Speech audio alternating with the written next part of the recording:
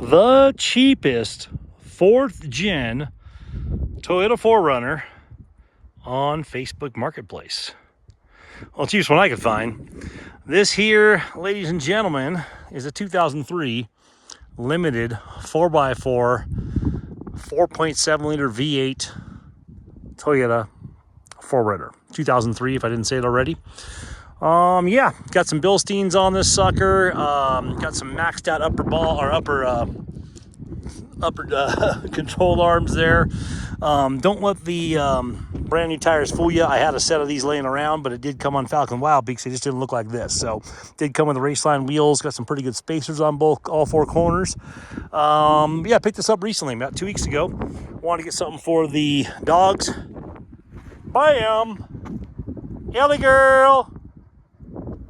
Ellie girl! I promise we got another dog around here somewhere. But there she is. What are you doing over there? Come on! Want to get something a little more cozy than the UTV for the dogs to run around in, so I was looking for a Jeep, and this popped up on Marketplace quite a bit more than I wanted to spend, but then it dropped down to a little bit more reasonable, and then we talked, and the price got real reasonable. So anyway, this bad boy right here needs a little work. Said it came with 3 Falken wildpeaks and some other random tire. They were all pretty much wadded. I happen to have a set of brand new Falken wildpeak. These AT2s or AT3s are pretty old. They're a couple years old, sitting in my storage unit. Lucky they were out of the sun. So AT3s, so not too bad. So yeah, these are AT3s. I had a set of these for one of my vans I was going to lift. I didn't end up lifting the van. I sold it, and I'm going a different direction on the set of rims I had. Some black rhinos. I'm going to throw the same size, but a taller series on a little bit taller profile for a potential lift on another van coming up. But anyway, so these were donor tires, man. So they're already paid for, so I'm not even counting them in the budget. But yeah, this thing's got some little bits here and there. It's limited, has all the electrical, everything electrical works inside. The starch runs, 4x4 works, the low locker, differential locker works, all that good stuff. I don't know a lot about these V8s. I've had a bunch of these V8s in Sequoias, but I don't know about them as far as a 4Runner goes. I do know this bumper. It's a little sad, and that right there's a little sad. This guy was using this as strictly just an off-roader. He left that side panel somewhere up on a trail in Utah. We're not getting that one back. That one's bale wired in, so I have 2 of these little panels set up. That one's actually fine, just missing some of the tabs. Fender's got a little bend in. I'm not going to worry about it, and we're going to throw on probably I think it's called Coastal Off-Road. It makes a pretty cool DIY fab bumper. It looks really nice in these things, so we're not even going to try and salvage that. This is going to go in the trash. We'll put a little aftermarket grill on there, some aftermarket lights. We're going to throw in some, probably the same company. I think it's Coastal Off-Road, makes a lower control arm relocation kit for about $800. We're going to throw that on there. I don't know if they make uppers. If they do, we'll grab theirs. If not, we'll grab another brand. We'll get some fresh uppers. The Bilsteins are fairly new on here. Brakes work fine, all that good stuff. Like I said, some wheel spacers on here already on there. I'm going to leave that. Eventually might Raptor line this thing. We'll take that basket off and put a proper basket up there. Take those lights off and put some proper lights up there. But yeah, so far so good. I mean, it runs.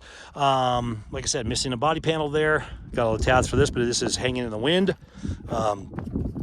He was using strictly his off-road in his general area there. He didn't care about, making it pretty. He had given up on the project, and that's just how it goes. Like I said, 4.7 liter V8 in this bad boy.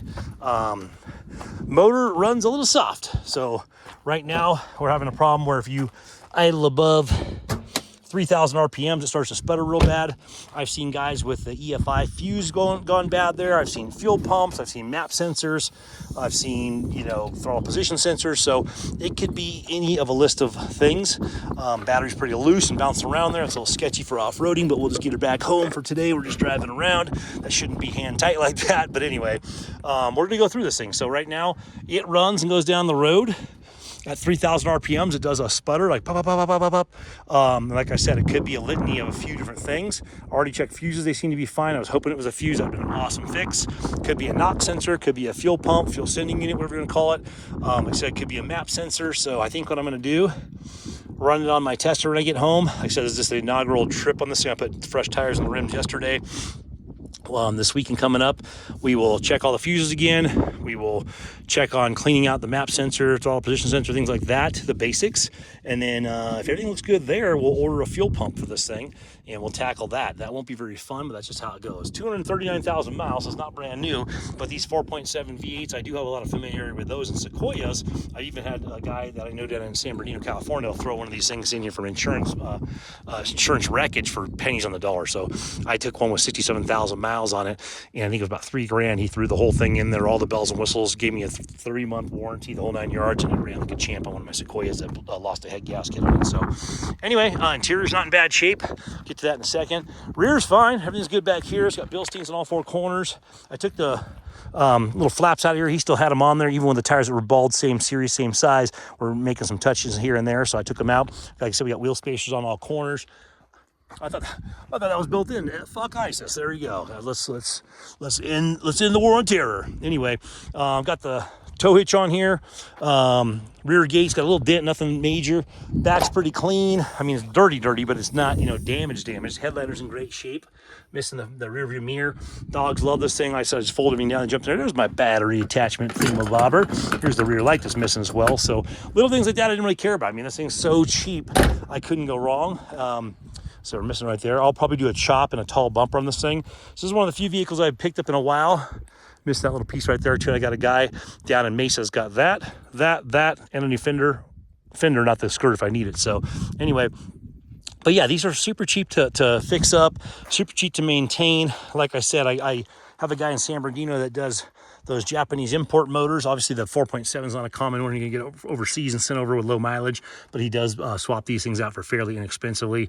So worst case scenario, we'd have to just swap out a motor if I find that this thing's just a dead horse. Right now it feels like it's running on 6 cylinders. Got a massive exhaust leak on the header, really bad. This is the worst rust it has right here in this little section. Looks like it got damaged, and he just left this thing mudded. This whole thing took me like 4 hours to just de-mud this thing. Everything had clumps of mud like the size of your fist up to like a bowling ball size. So he just left this thing. He was just using it to mud with his kids, like locally at 5 miles an hour. He didn't care. So really neglected. But just a great vehicle, minus the bumper. This is barely hanging on, man. I haven't gone off-road yet. I just was driving down my street, so I did not realize how bad this is. Oh, it was bailing a while. Maybe I broke it. I'll have to rebail it before I go back. Anyway, we're out at one of our properties. This is a 6-mile dirt road to get out here, so it's like a cheap obstacle course, so it definitely put it through its paces. Ellie girl! Apollo! Come on! Back here, come on! Come on! First time she's been out here, so she's exploring everything possible. So anyway, good little test to bring it out here close enough to home. Well, this is home, one of our homes, but yeah, so close enough to home. There's a damn, oh, there we go, we're all set. If there's any issues, we could get back pretty easily or get one of our vehicles here to tow this thing home or put it on a trailer, not a big deal. But yeah, clean interior, missing the mirror, like I said. Everything here works except for the CD player, of course. Maybe the cassette player works, but I threw those away a couple years back.